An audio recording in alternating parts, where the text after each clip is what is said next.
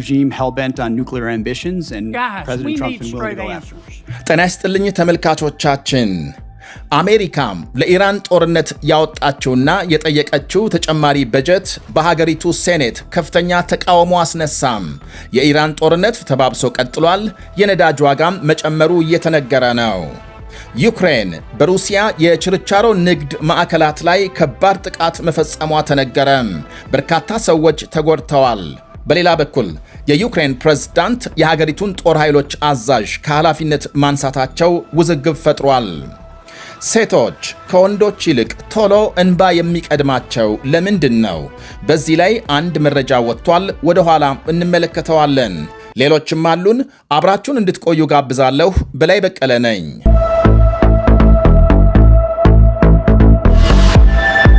የአሜሪካ ኢራን ጦርነት ወጪ ከ37 ቢሊዮን ዶላር በላይ ደርሷል። የመከላከያ ሚኒስትሩ ተጨማሪ 87 ቢሊዮን ዶላር ጠይቀዋል።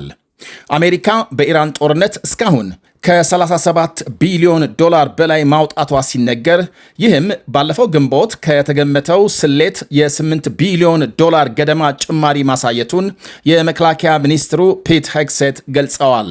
ሚኒስትሩ ለአሜሪካ ሴኔት በሰጡት ቃል ሕግ አውጪዎች ለፔንታጎን ተጨማሪ 87 ቢሊዮን ዶላር አስቸኳይ በጀት እንዲያጸድቁ የጠየቁ ሲሆን ከዚህ ውስጥ 67 ቢሊዮን ዶላሩ ቀጥታ በመካከለኛው ምስራቅ ለሚካሄዱ ወታደራዊ እንቅስቃሴዎች የሚውል መሆኑን አስረድተዋል።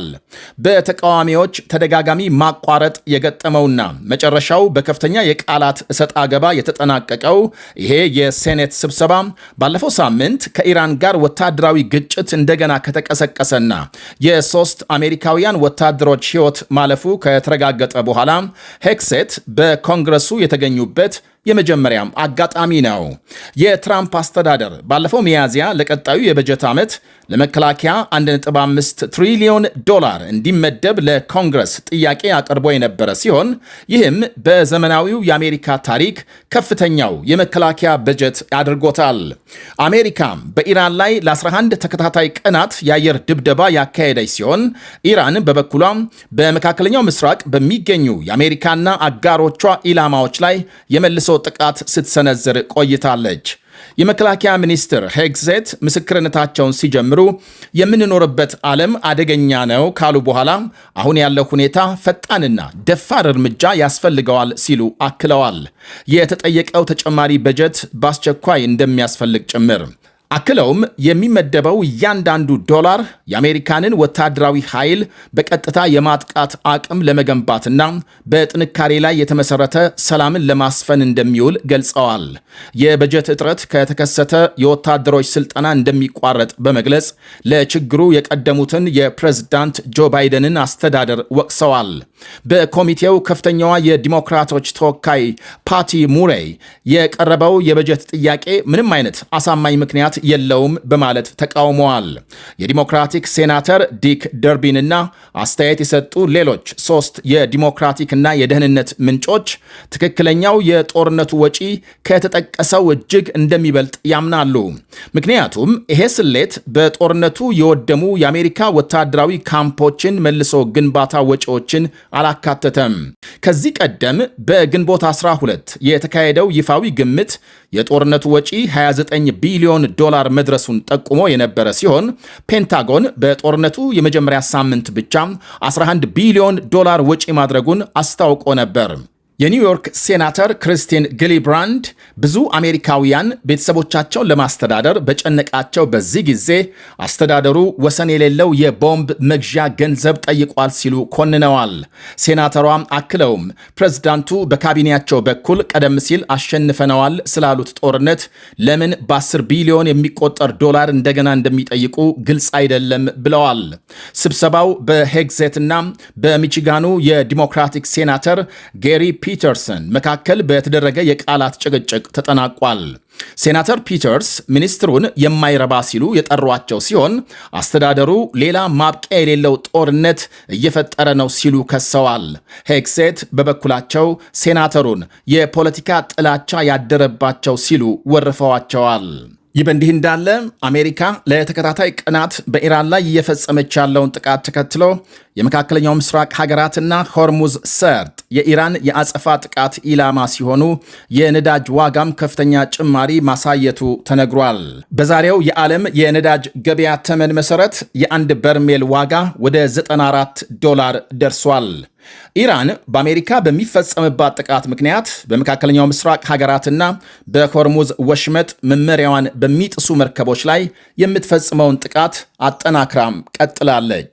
ወደ ሌላ ዘገባ ስናልፍ የዩክሬን ድሮኖች በሩሲያ የችርቻሮ ድርጅት ማዕከላት ላይ ጥቃት ማድረሳቸው ተነገረ። በጥቃቱ 15 ሰዎች ቆስለዋል። በደቡብ ምዕራብ ሩሲያ በሚገኙ 2 ከተሞች በተፈጸመው በዚህ ጥቃት ከፍተኛ ጉዳት መድረሱ ተመልክቷል። ዩክሬን በዚህ ድርጅት ተቋማት ላይ ጥቃት ስትፈጽም በሳምንት ውስጥ ለሁለተኛ ጊዜ ሲሆን ባለፈው ሳምንት መጨረሻ በተፈጸሙ ጥቃቶች የ7 ሰዎች ሕይወት ማለፉ ይታወሳል። የዩክሬኑ ፕሬዝዳንት ቭላዲሚር ዜሌንስኪ ዛሬ በሰጡት መግለጫም ሀገራቸው በ2 ግዛቶች የሚገኙ የሎጂስቲክስ ማዕከላት ላይ ጥቃት ማድረሷን አረጋግጠዋል። ፕሬዝዳንቱ አክለውም ማዕከላቱ ለሩሲያ ጦር የድሮን ክፍሎችን፣ የሰሜን አቅጣጫ መጠቆሚያ መሳሪያዎችንና ሌሎች ወታደራዊ ቁሳቁሶችን የሚያቀርቡ ናቸው ብለዋል። ፕሬዝዳንት ዜሌንስኪ እንዳሉት የዩክሬን ኃይሎች በካስፒያን፣ አዞቭና ጥቁር ባህር ውሃዎች ውስጥ በሚገኙ የሩሲያ የነዳጅ ዴፖና 5 የጭነት መርከቦች ላይ ጥቃት ፈጽመዋል። ሩሲያ እንደ ፈረንጆቹ አቆጣጠር በ2022 በዩክሬን ላይ ሙሉ በሙሉ ወረራ ካካሄደች በኋላ የተጣለባትን የነዳጅ ማዕቀብ ለማምለጥ ስውር መርከቦች ስትጠቀም ቆይታለች።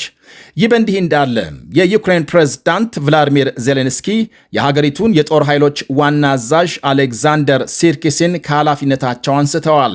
ይሄ ውሳኔ የተሰማው ከፍተኛ ሕዝባዊ ተወዳጅነት የነበራቸውን የመከላከያ ሚኒስትር ሚካኤሎ ፊዶሮቭን ከኃላፊነት መነሳት ተከትሎ በመላው ሀገሪቱ የተቀሰቀሱ የተቃውሞ ሰልፎች ከተካሄዱ ከጥቂት ቀናት በኋላ ነው። የፌዶሮቭ ከኃላፊነት መነሳት ከሲርኪሲ ጋር በነበራቸው አለመግባባት ምክንያት ነው ተብሎ ይናፈስ የነበረው ወሬ በኋላ ላይ እውነትነቱ ተረጋግጧል።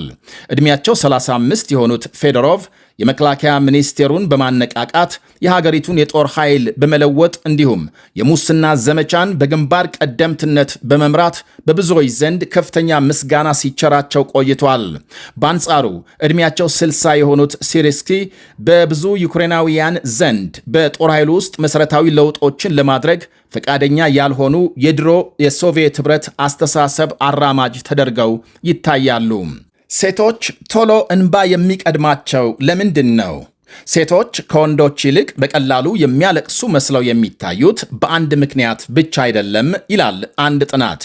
የባዮሎጂ የሆርሞንና የማኅበራዊ ሁኔታዎች ጥምረት ነው። እንደ ኤስትሮጂን ያሉ ሆርሞኖች ስሜታዊ ምላሽን ሊጨምሩ ይችላሉ። ቴስቶስትሮን ማልቀስን በተወሰነ ደረጃ ሊቀንስ ይችላል። በብዙ ባህሎች ሴቶች ስሜታቸውን በእንባ መግለጽ ይበልጥ ይበረታታሉ እንዲገልጹ፣ ወንዶች ግን አታልቅስ ተብለው ያድጋሉ። ይህም ማልቀስን ሊገድብ ይችላል።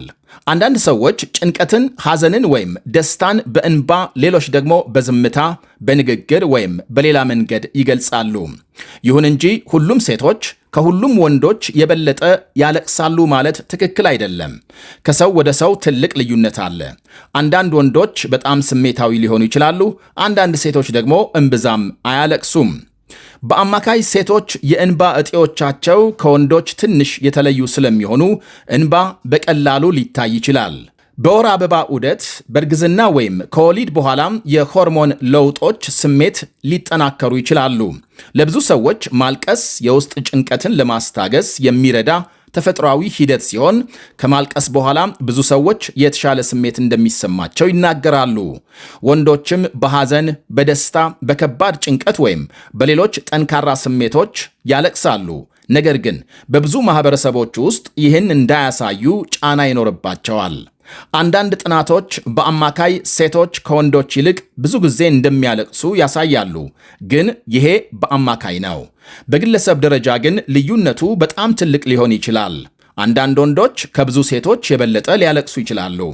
ስለዚህ ልዩነቱ በዋነኛነት ከሆርሞኖች፣ ከአእምሮ ስሜታዊ ሂደቶችና ከማህበራዊ አስተዳደግ የሚመጣ እንጂ ሴቶች ደካሞች ወይም ወንዶች ጠንካሮች ስለሆኑ አይደለም ብሏል ጥናቱ።